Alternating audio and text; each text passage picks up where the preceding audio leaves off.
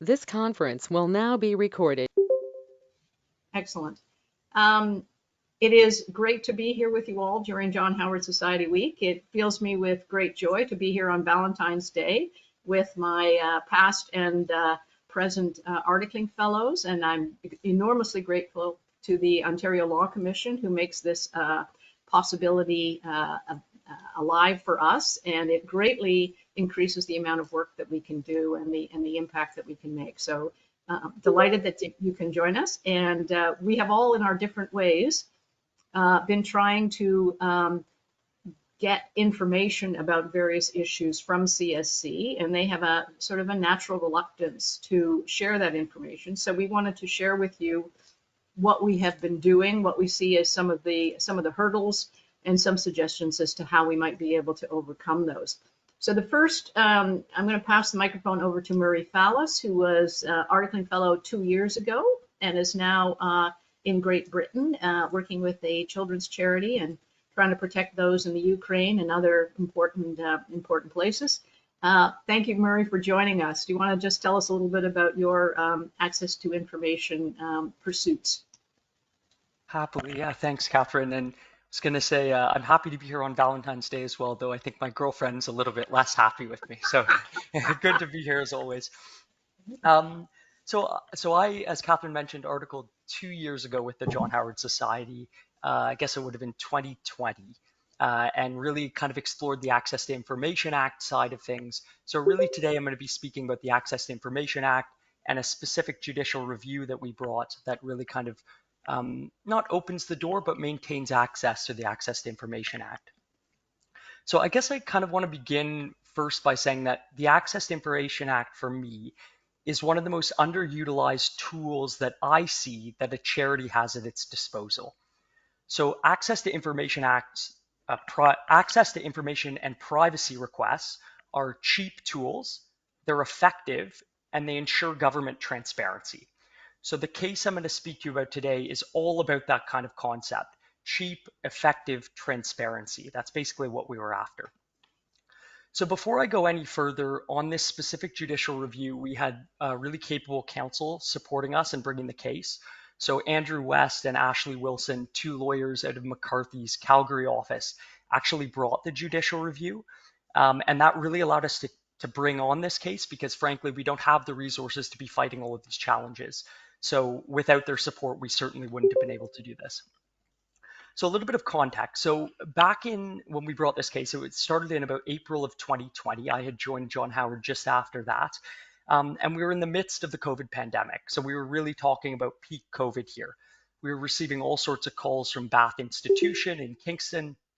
And frankly, we were receiving blatant expressions of kind of a disregard for public health guidelines, to put it very succinctly.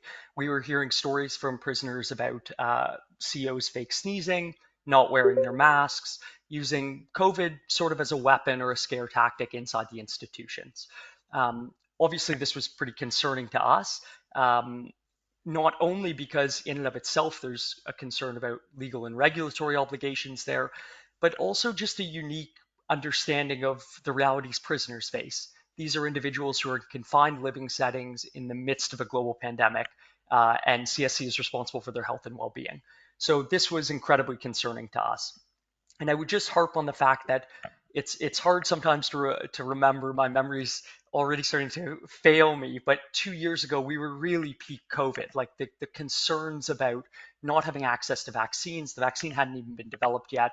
We didn't know what this thing was, so there was a real climate of fear around this. So it was in that context we were receiving all these concerns from prisoners that under Catherine's watchful eye, I filed an ATIP request with CSC.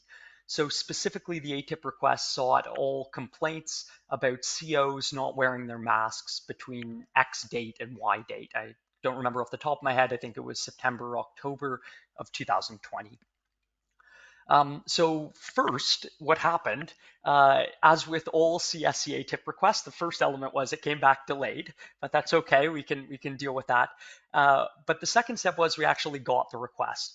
And much to our surprise, it was quite concerning. The substance of what we were seeing inside this request was demonstrating a lot of prisoners who we couldn't identify who they were, expressing concerns about respect for public health guidelines inside the prisons and specifically about mask wearing mandates. But what was perhaps interesting about this specific release was two things. The first one was that there were excessive redactions in the release. So this release was not by any means a white, clear piece of paper. It was heavily redacted. The second part of it that was quite interesting was the date range we had chosen was, let's say, October 15th to 30th.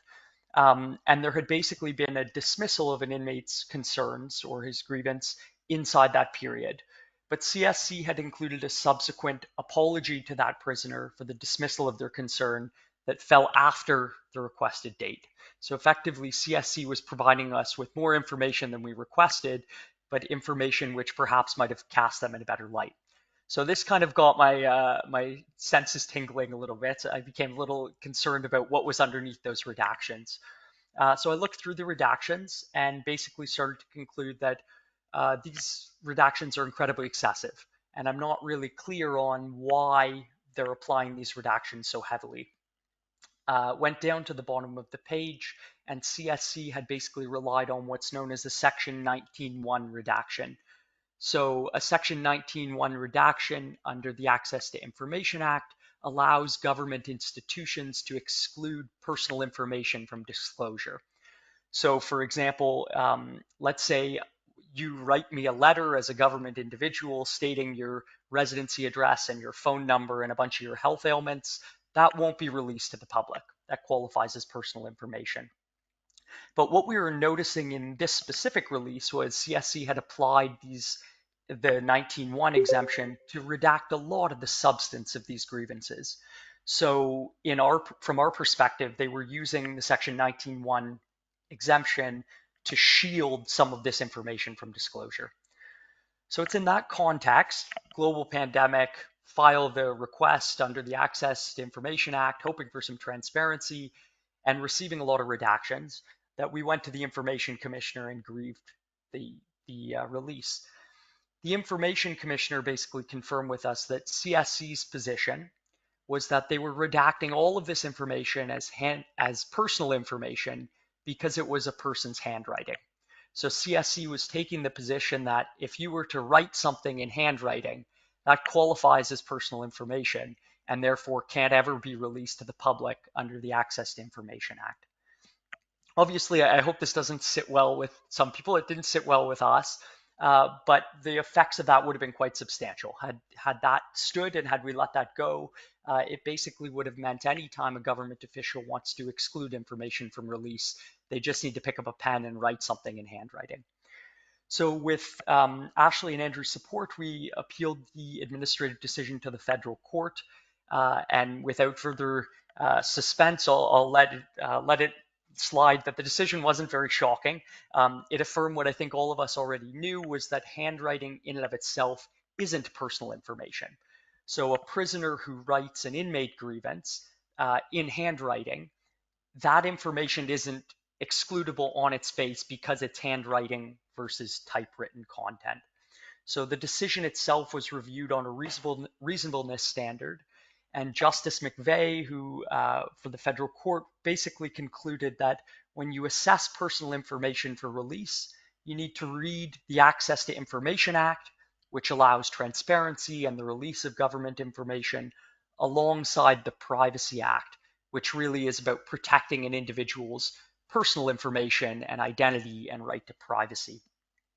So when Justice McVeigh wrote the decision, a lot of the expression in the text was really about how you need to have some serious risk or serious potential that an individual can be identified from the release of information. So I think we can all agree that if I write Catherine a Christmas card and we pull off my name and her name, there's no clarity on who's written that card just because it's handwritten. There needs to be something actually in the substance of the text. There needs to be something more in there. So basically what Justice McVeigh talks about in this decision is really that Section 19.1 exemption, and really specifically about how personal information just because it's handwritten doesn't qualify as personal information and can still be released. So effectively, the decision remitted the access to information request back to CSC, who re-reviewed the request and then subsequently released it back to the John Howard Society of Canada. And we're still leafing through it, but it's certainly an interesting one to leaf through. And I apologize to Leah for putting a lot of that on your plate. So kind of two major takeaways from it. I would just say, what does this mean for us? Or what does this mean for John Howard specifically as a charity? And then more broadly, what does it mean for you as someone who's a member of the public, someone who's interested in criminal justice, or someone from another John Howard office or from another charity more holistically? So first off, for John Howard as a whole, I think it tells us a lot about some of the inappropriate behavior that's going on there, the fact that that inappropriate behavior is being documented, and the fact that the Access to Information Act is a tool to get at that. So that was kind of one big one. And as I say, in this specific circumstance, we're still leafing through some of the content of what was actually said there, what was going on, and what was in those grievances expressed by these prisoners in the midst of COVID. It really is an eye-opening kind of read. And I don't know if Catherine could share that or some of the other ATIPs, but it really does put you in the shoes of some of these individuals and seeing what they're experiencing. The second thing I'll say that it meant for John Howard, though, is also, I think, it opened up a new outlet. So what I hadn't realized prior to these ATIP requests and their disclosures is that even within John Howard, we have a sample bias. We get prisoners reaching out to us, as Catherine always says, who are empowered. They're individuals who are resourceful. They're individuals who are aware John Howard exists, who take the time to reach out, who have the capacity, who have the resources. And sometimes there are individuals who do fall through the cracks, individuals who we're not aware of, who probably aren't documented in these inmate grievances either. But what I do think these inmate grievances document is a real diversity of concerns that are going on inside these prisons, many of which we were aware of and some of which we aren't. So I really think in a secondary capacity, this ATIP release and this JR in particular express to us that inmate grievances are a really good source of what's going on inside the prisons and of giving charities like John Howard an eye inside that. And it also reminded CSC that this information is very releasable unless it properly qualifies as personal information. Finally, just to jump into kind of what it means for you as an individual or another John Howard office or a charity, I would just say go file an ATIP. As I said, these things are really impactful. A, it showed us a lot of non-compliance in the prisons, but B, we can see from the substance of this specific request, CSC responding to the fact that we filed it. We can see that there's responsiveness and accountability as a result of the ATIP request, which is at its very core what the Access to Information Act is about. So I think there's something really kind of powerful there about promoting justice and about allowing charities, which often have incredibly scarce resources, to use these tools to hold government departments to account, but also just to broaden our awareness about what it is we do and don't know with inside these institutions. So ultimately, I would say the two takeaways at the end there are just kind of one, go file an ATIP, exercise the right. It's quite a process and it's certainly a learning curve, certainly was for me. And then the second would just be to reiterate that these ATIPs really show that someone's watching and someone cares about these issues, and that it's a cheap, effective, and transparent way to hold these departments to account. So Catherine, I don't know if we were going to do questions at the end, but that was kind of my spiel No, on the JR. I think that's great, Marie. I think maybe you could just explain to people that once an ATIP request has been filed and they have released information, that's generally available to people, right? You don't even have to pay your $5. You can get that, right? Yeah, you shouldn't. So basically, so for those that don't know, I don't know how many are quite experienced with this and how many are totally new to it. So I apologize if I'm starting at ground zero or otherwise if that was too complex. But the Access to Information Act empowers individuals to access information that is held by the government, but which would otherwise be disclosable. So there's a set of criteria in the Access to Information Act that talks about what is publicly releasable and what's not. So you're not going to access, Justin Trudeau's personal letter to the Foreign Secretary of Spain, but you are going to access information that would otherwise be disclosable, but that just isn't publicly accessible. So how much did CSC spend on, I don't know, powdered milk at Bath Institution in 2016? You can get that information. That's totally atypical. The process is such: you submit an application, so it's called an access to information request. That request is accompanied by $5. You can do it online now with CSC, or you can do it by paper. And once you file that request, you'll be given a code that is a reference code that documents your request. And effectively, CSC has a legislative obligation to respond to that request. So that's the Access to Information Act and the request. What Catherine's referring to is, to save all the hassle, there's many ATIPs that we filed over the last kind of 3 to 5 years and prior as well, and which other charities have filed and other individuals have filed, which are publicly accessible. So this is actually a separate process. It's not legislated by the Access to Information Act. It's a part of, I think it's part of the federal government's open government procedure or strategy. But you can basically access those files online. If you just Google Open ATIP, probably CSC followed by it, I'm sure there's a website. I'm sure we can locate that and share it. But basically, that will allow you to request any ATIP that's already been released to the public. And basically CSC will just re-release it to you, and that process is free. The only drawback is because it's not legislated under the Access to Information Act, you can't avail yourself of the same protections afforded by the Act. So you can't go to the Information Commissioner on it. You can't JR it if you were keen on doing so, but you can certainly access the same information. So if there's ever an ATIP that you see someone else has filed, or you know someone else has filed, you can do it that way. And if you're also just keen to know what's going to be in the news on criminal justice a month or two from now, you can't see who requested, but you can often piece together, oh, this journalist is writing about this, and I see these specific topics have been requested. So you can often see the ATIPs there as well. I think one of the real lessons is the delay. I mean, it takes a long time to get these access to information requests at the best of time. So one of the things that we're going to be gearing up for over the summer is getting information we think would be useful for the 5-year review of Bill C-83, which is the Structured Intervention Unit's set of proposals that are now being implemented. But I think we can get some very useful background information about how money was expended and you know, the process by which they prepared themselves for this set of reforms, which also includes, and it's probably a bit of a segue to the next articling fellow, it also includes the provisions related to patient advocacy, which we are very keen on. We have a real concern about the quality of healthcare generally that's being provided to federal prisoners. And one of the things that legislation bill provided for was patient advocacy. And we have, you okay, Lea, if I go to Vivian next and then come to you with the, okay. Okay, Vivian, would you mind sharing your concerns about the access to the medical records?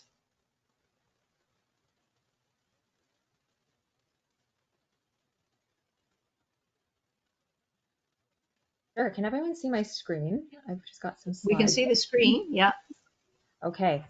So as Catherine introduced, I'll be talking about access to prisoner health records, and she also mentioned provisions for patient advocacy services. So I have that section of the Corrections and Conditional Release Act right here on the screen.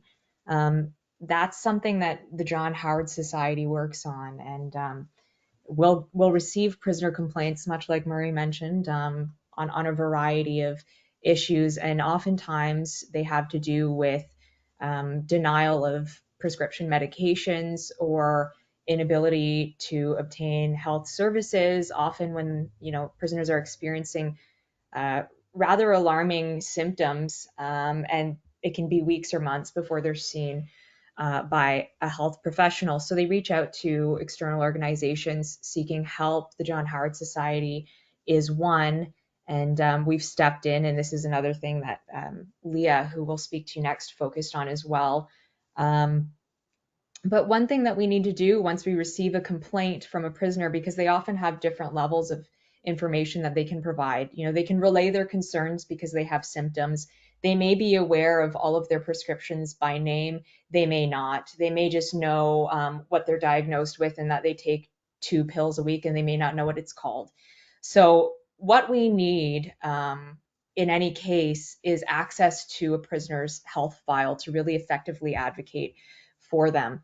And unfortunately, that has been an uphill battle for us in doing this work.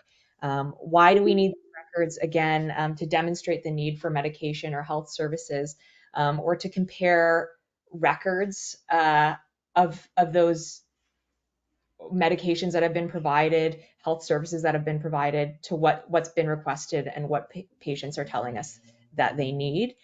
So we know what needs to be pursued, what has been pursued, and how are requests for this information made? Well, there are a couple of ways. A prisoner can request their own information, and they do that just through a paper mechanism, and it's sort of a general request mechanism that they use for just about anything under the sun. They just give a paper inmate request to CSC staff.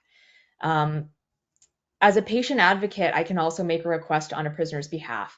And Murray introduced the ATIP legislation, so access to information, and there's corollary legislation, the Privacy Act, and that's not, so ATIP is to request government information sort of generally, and then personal information that you can request through the Privacy Act route is relating to one individual person's files. So when I'm asking for patient records, I'm asking for that patient's personal information, and I do that pursuant to the Privacy Act.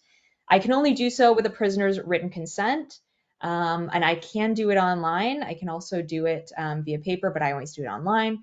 There's no fee associated with this. And actually, sorry, it's a 30-day statutory turnaround when I do so.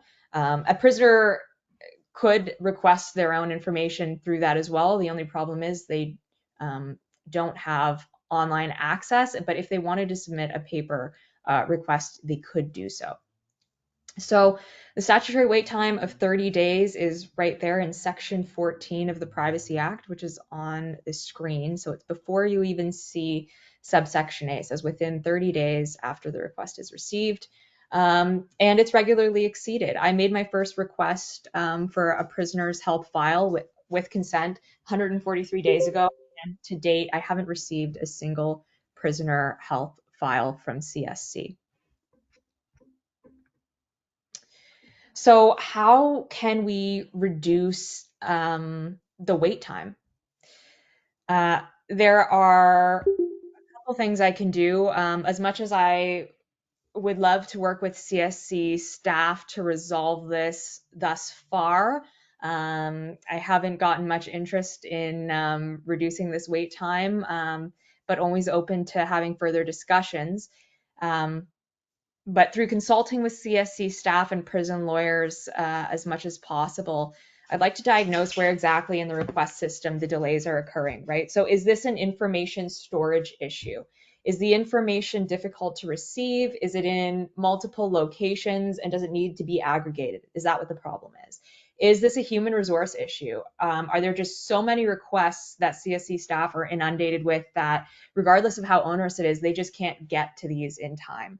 And also, it's important to consider how we best manage privacy interests using this request system.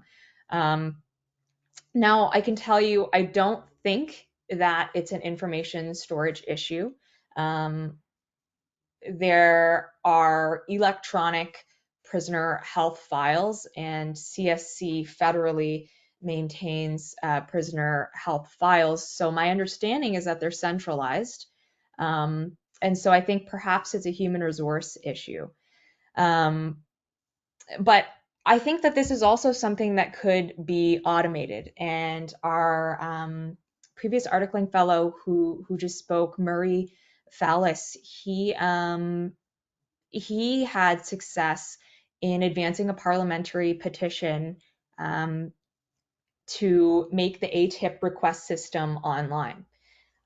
Because previously it was just by paper, which introduced delays. You don't have confirmation of receipt as immediately, and it's just much simpler for many to use that system. So he advanced a parliamentary petition, brought that issue before Parliament, got a response, and managed to actually secure an online platform. So one option that we can pursue after consulting a number of stakeholders would be to advance a parliamentary petition to streamline access to health files. I'd like to see it automated, assuming the proper consent is in place and we can confirm that. Because these files are centralized, it should not be taking 5 months for me to get a prisoner's health files. Meanwhile, we have a prisoner who's not receiving their medication, who's not receiving medical attention because we can't press the issue as we should be able to with access to their file. So how does a parliamentary petition work? Just briefly, we need an MP to support it for if it's an e-petition, because again, this is another thing that can be done digitally or on paper for online publication. Then signatures are needed for certification. So for an online petition, that's 500. It's far fewer for a paper petition. It's only 25, in fact. And then once it's certified, the government must respond in 45 days. So here's just a little diagram of sort of the path of a petition. You write and submit your draft. You need some support from citizens or residents of Canada, authorization by an MP. If it's an e-petition here, right, it's then going to get published online. You can choose how long it'll be available to sign. During that period that you choose, I don't really see an incentive for choosing a shorter rather than longer period if you're not sure about signatures. But if you get 500 signatures during that period, then it gets presented in the House of Commons and the government tables a response. So that's the route that I'm currently proposing to try to resolve this issue so that we can advocate for incarcerated patients more effectively. And that's just my focus, I guess, for the next while. Thanks, Vivian. I think it's actually quite a significant issue in that as Vivian pointed out, the provision says the CSC shall provide access to patient advocacy services. And you can't, like the prisoner should be entitled to have access to his own file. And if he needs or she needs some sort of support in trying to figure out what the next steps should be, you can't wait that long. I mean, when we first started this, it wasn't quite as difficult in that it would be, I've been diagnosed that I need hip surgery. They tell me I have to wait, 16 years to get the hip surgery. And you'd say, wow, that's, beyond what the person in the community has to wait. Or, I've been prescribed this medication and I'm not getting it. What can you do? But some of them are very complicated. People are fainting and passing out. They've got, cognitive disabilities. They can't really explain what's going on. And if you're going to be any help at all, you're going to have to get the medical file and to consult with, like we've got a nice liaison with the Queen's law student or medical students and medical faculty where we could, get some second opinions and stuff. But you can't do that unless you have some clue as to what the issues are. And hiding or not revealing the medical records, I think really undermines the statutory obligation of CSC to provide access to patient advocacy services. So it's a challenge for us. I'm hopeful that, if we do go with the petition and there's some pressure from Parliament to make it online, or that might spur things into action. But people's health is being damaged through the correctional process, and they need some help. So I don't know. It's a bit challenging, but thanks, Vivian. That's great. And speaking of being skated into the boards, in terms of non-compliance with the timelines, I'm gonna pass the floor over to Lea Keren, who is looking essentially at these requests from prisoners that are not acted on within any reasonable timelines, and where there's a deemed non-compliance often. And what the implications of that are. Over to you, Lea. Thank you. Thanks, Catherine. So I won't bore everyone too much with the sort of basic details. I think Vivian did a great job in going over them, but just to recap the main points, the Privacy Act gives individuals the general right to access their personal information. And so those requests have to be met within 30 days. And the Access to Information Act provides the same timeline, but in the context of requesting records from a government institution. So those records are more broad. Those are the types of records that Murray requested in his judicial review, whereas the Privacy Act records are the ones that Vivian is requesting in her patient advocacy efforts. And the Privacy Commissioner has actually come out and said, I believe this was in 2014 or so, that if an institution fails to respond to a complainant's request for access to information under either act, they should expect that the Office of the Privacy Commissioner will find that access has been denied, that having a delay is effectively denying access to information. So when the Privacy Commissioner makes a finding of what has been termed a deemed denial or a deemed refusal, what they are essentially doing is confirming Parliament's intent that saying that endlessly delaying access to personal information and government records is no different from refusing that access outright. So that opens the door for whoever requested that information to refer the matter to federal court for review. And I'm going to get into the charter implications in a bit, but I think Murray's judicial review is revealing in and of itself in that, it was brought peak pandemic, millions of people were dying of COVID at the time that this issue was brought to the John Howard Society, and the judicial review was concluded. The pandemic's not over, but the peak of the pandemic had certainly passed. And so while we would like to be able to use these access to information requests to solve immediate issues as we get them, and certainly getting that information within 30 days would have been preferable, you can see how delays can impact the needs and rights of prisoners.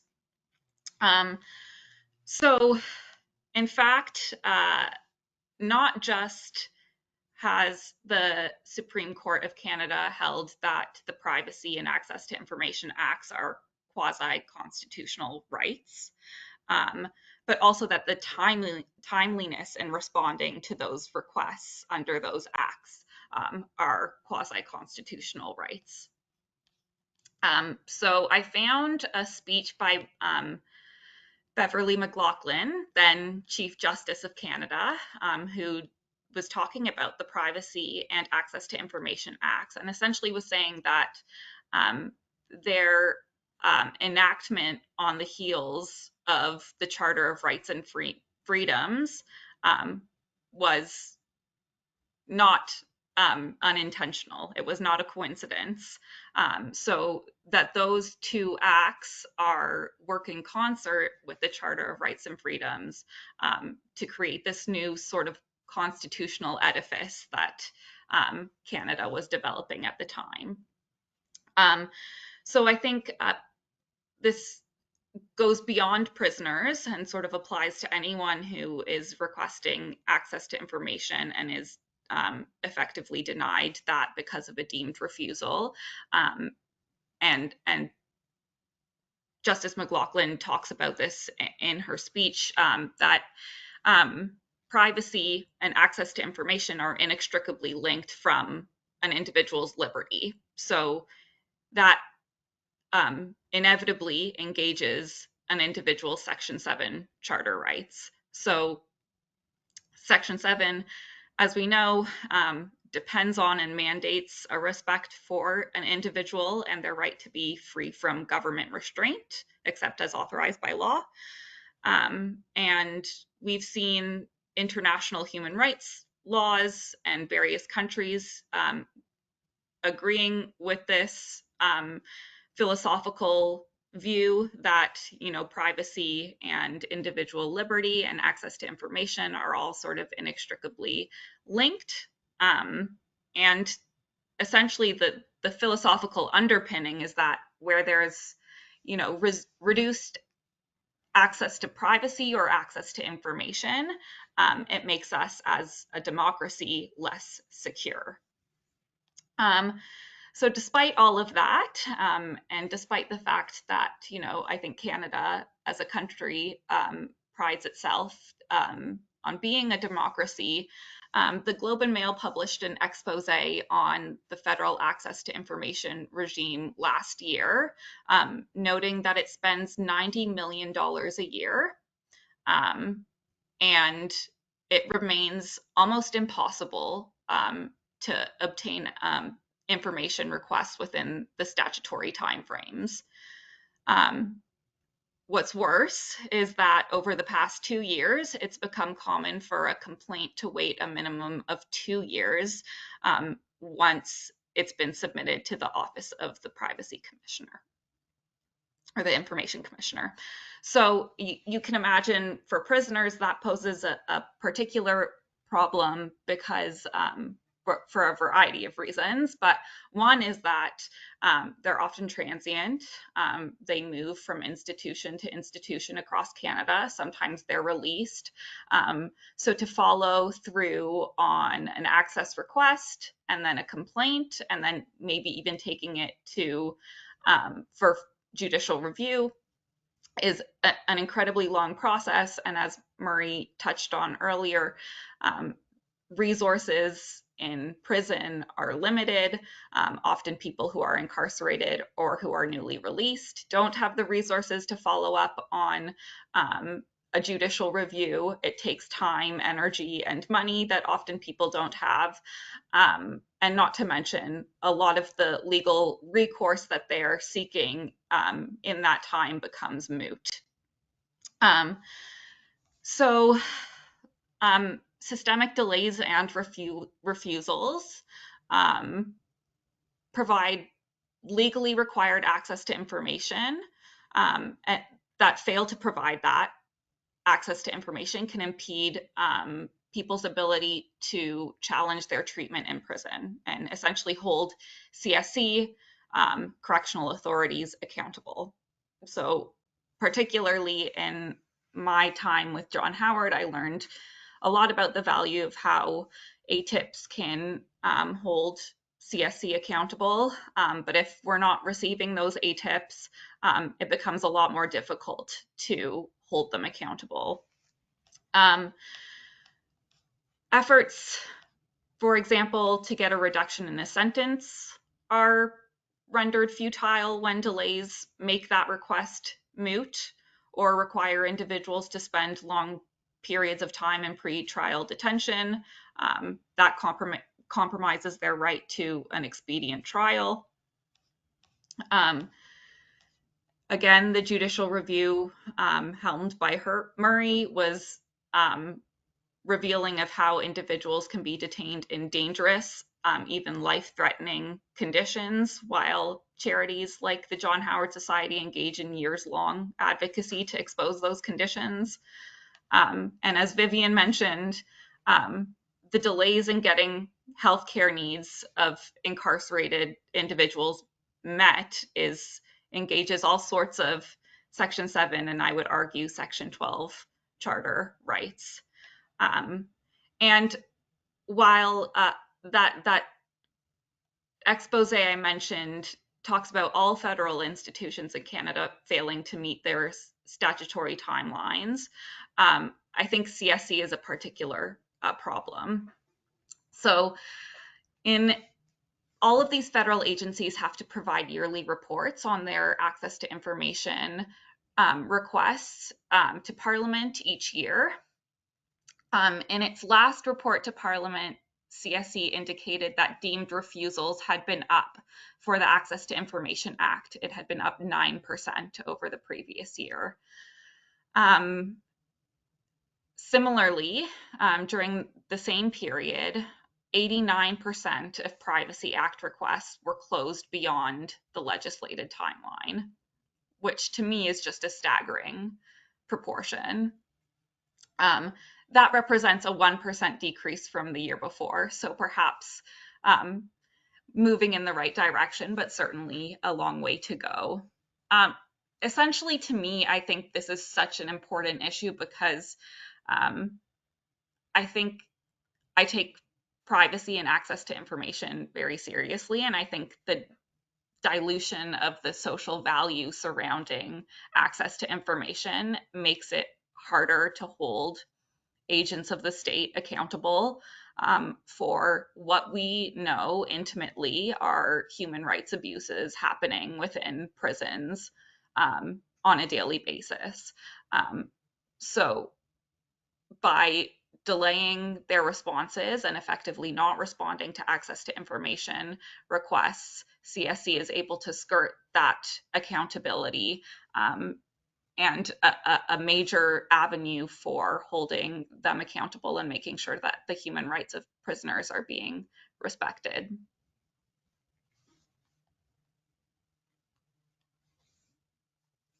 Thanks very much, Lea. It's this whole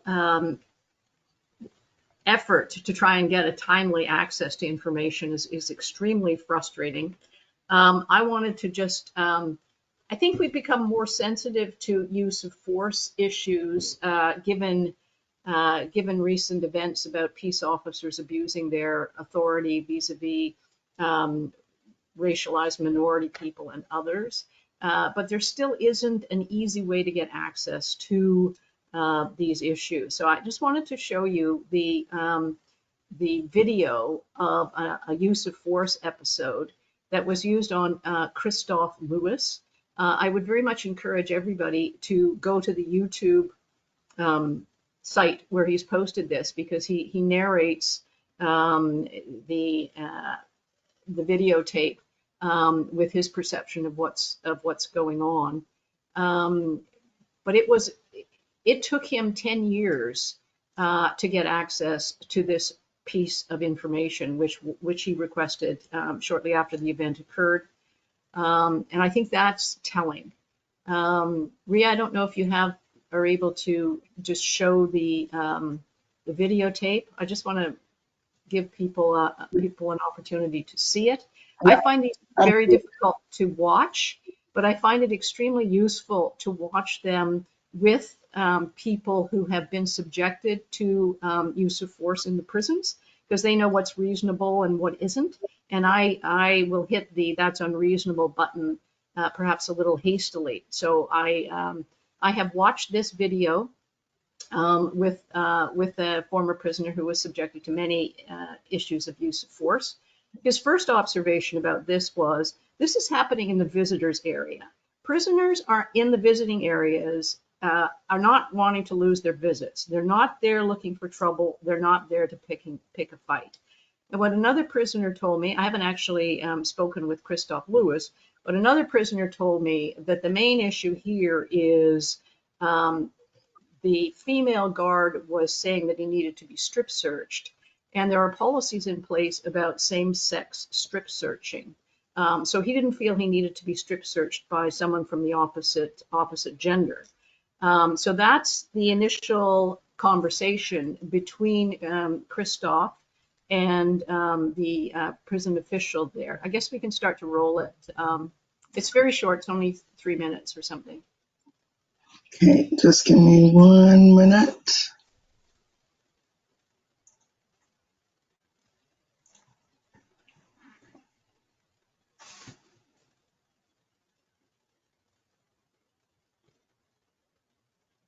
Okay. So she's telling him to go and stand over there. At least that seems to be the indication. And he complies. There's nothing aggressive in his behavior, like he's not threatening anything. And right there, he is handing over material from his pocket. This is a 1 bar, and that's the keeper. And what the prisoner told me is he's compliant. That's the beginning of complying with a strip search, is that you unload your pockets and you're not obstructing it. He's now having to explain his position. He argues that there's no effort to de-escalate. The prisoner that I spoke to said that the keeper and the 1 bar, who are the guy who took the material and the guy in the other uniform beside him, should have tried to escalate it when the team arrived and said, no, everything is under control. He's compliant. This is not a problem. But that did not occur. He's explaining his position. He's not looking in any way aggressive. He didn't square up or look like he's going to throw a punch or resist anything. And then suddenly, out of nowhere, this rather large guy hits him with pepper spray right there. And they pile on him. In a moment, you'll see that he's being held in what I understand to be a sleeper hold. So they're putting pressure on his neck to make him go unconscious, which is a hold that was banned long before this incident occurred, or prohibited for CSC's use. And he sort of passes out. And you'll notice that they drop him to the floor, and you can't really see what's happening there.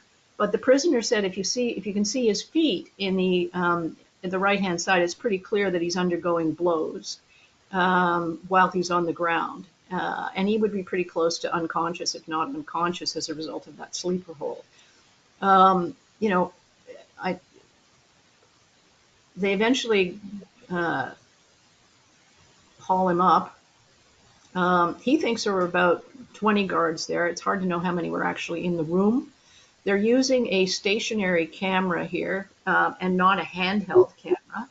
And certainly the use of force regulations suggest that you should be bringing a handheld camera into it as quickly as possible. And so there he is being hauled out of the room. His view is that there would have been no accountability at all for the guards and if you see this, the video says Office of the Correctional Investigator, which is interesting. If the Office of the Correctional Investigator had not supported him in saying that, in their estimation, this was an excessive use of force, there would have been no accountability at all. I guess he got the tape in July, and he asked the OPP to investigate. And they have charged 1 guard with assault with a weapon. So that's proceeding through the courts. But it's hard to know what the assault is. Is it the chokehold? Is it the piling on? I mean, what's excessive force in these circumstances? My view is that if we had better and more easily obtainable access to these tapes, that in of itself might have a bit of a deterrent effect. And prison guards would be more cautious about when excessive force was being used. The former prisoner that I spoke to said he didn't think there would be much objection from prisoners to have the videos of the excessive use of force or the use of force that they had been subjected to made public. And I would like to think that there is a public interest in having that type of material more publicly accessible in a way to try and curb what a lot of prisoners have told me is an excessive use of force, particularly out of range of cameras. I think that really needs to be stopped. If you have not seen the videotape of the death of Matthew Hines, I would recommend that you take a look at it. In that case in particular, there was a long period during the requirement that there be a handheld tape that you were getting pictures of a guard walking through a yard and the barbed wire fence and one thing or another. And then when Matthew Hines came back into the frame, his shirt was pulled over his head. So something had transpired during that period when the camera was not on him. I think it's very important that there be some measure of public visibility on the use of force in prisons. And so I'm kind of keen that there be, and I noticed that there are some who've joined the platform today who are working in law firms. I'd be very curious to know, once a use of force video has been tendered in, thanks Rhea, Rhea's just posted the YouTube site. Once a use of force video has been introduced in the court, is it then publicly available? Is it publicly accessible as a public record? Getting access to these is very difficult. But I think there's a lot to be learned from them. So that's where we are. We still have a good 9 minutes for questions. So if anybody has any questions, I don't know if you can signal that you, yes, there's a hand raising option here. Please raise your hand and fire away. And if my articling fellows have any, Irving Kulik has a question. Go ahead, Irving. Just a simple one. I was called away to a phone call a few minutes before. Where did you said this took place in 2021? Am I correct? The episode with Christoph Lewis? I Yes. think it was 2012, 2011, somewhere in there. It took him 10 Whoa. years to get the tape. I guess I missed that. And where can you tell us where it took place? Millhaven. Oh, okay. Thanks. I was more than surprised to see the number of staff around them. I don't know how they liberated so many staff members, but anyway, that's another issue. That's a lot. Yeah. Thank you. Thank you. Okay. Are there any other questions or observations? If people have ideas, Karen H. Karen, feel free to ask your question. My question is there a reason why it took that long, like 10 years for it to get to trial? Or I know there's issues, political tape and all that, but I mean, 10 years just to get access to that tape. I don't understand it. I don't get it. Yeah, I think he put in an access to information request, and they were probably, and I think he had already been paroled by the time he got it. So they were probably, I don't know, yeah, what motivated the delay, I don't know. But yeah, I think he was pretty persistent in wanting to get access to that tape.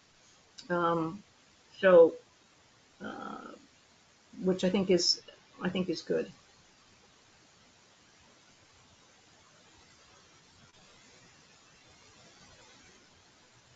Lee, in terms of the delays that you're seeing in terms of accessing information, does 10 years surprise you? No, not at all. Particularly with a use of force video, that doesn't surprise me. I was going to say, the second I hear that, I'm thinking CSC exempts on the grounds security of the institution. Yeah. And then, interestingly, Catherine, we had way back raised this issue with the Canadian Prison Lawyers Association. And I can't remember who the lawyer was, but someone had come back saying that they had filed an access to information request on behalf of a prisoner. Didn't hear anything for like 6 years or 7 years. The prisoner unfortunately passed away. And then CSC within a week came back and said, this is now moot. So just kind of on the responsiveness point in terms of where the priorities lie, I think it can be very, very slow. And I'm not 100%, but I think the Christoph Lewis tape, he may have filed an ATIP early on, but I think in the end it was acquired by discovery or something in relation to a civil trial. So that would have allowed him to kind of expedite the process after. I think so in the end, but yeah. Maybe. Yeah. Well, we have a question from Cindy. Oh, Cindy. Sorry.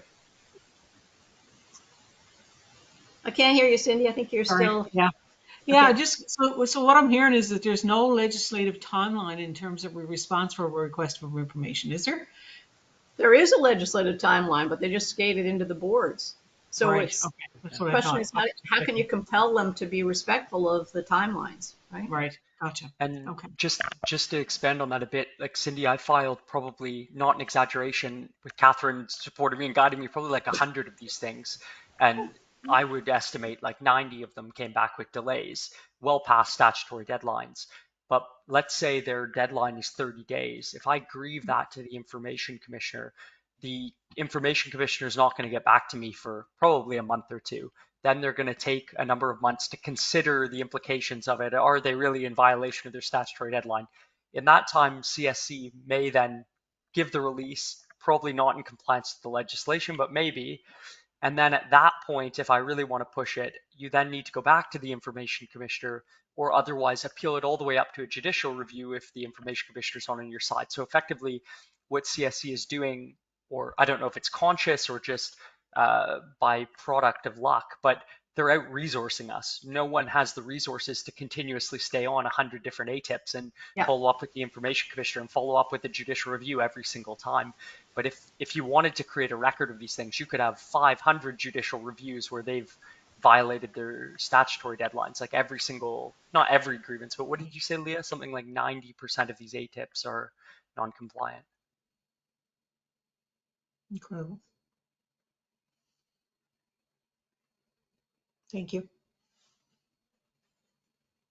Well, I think we have our work cut out for us in terms of supporting openness and transparency in the federal prison system.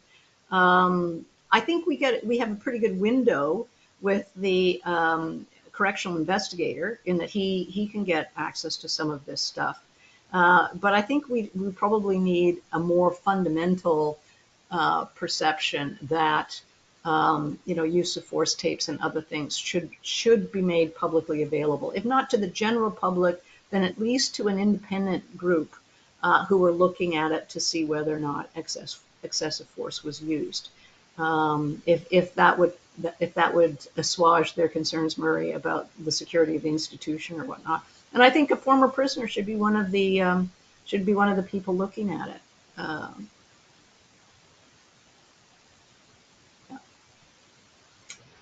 Okay, I really want to thank everybody for joining us for this past hour. I think we got some way to go.